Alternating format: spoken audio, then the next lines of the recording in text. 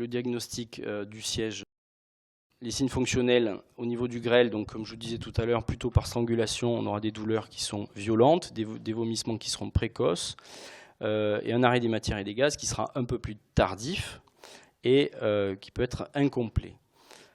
Quand c'est au niveau l'occlusion et colique, à ce moment-là, les douleurs elles seront un peu moins marquées puisque c'est plutôt chronique et ça prend un petit peu plus de temps. Les vomissements seront tardifs et l'arrêt des matières et des gaz, là pour le coup, il sera précoce et on dit absolu. Les signes généraux, donc je reviens rapidement dessus, donc altération d'état général précoce et importante dans les occlusions du grêle, tandis qu'elles sont un peu moins marquées pour les occlusions du côlon.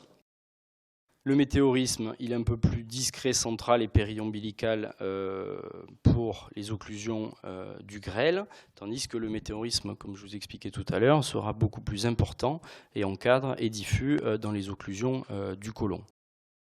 Sur les signes radiologiques, donc les niveaux hydroaériques, ils seront multiples, plutôt centraux et bien sûr plus larges que hauts dans les occlusions du grêle. On verra les valvules connivantes et puis l'absence de gaz dans le côlon, puisque le côlon continuera à se vider jusqu'à l'arrêt réel des matières et des gaz, tout ce qui est en aval.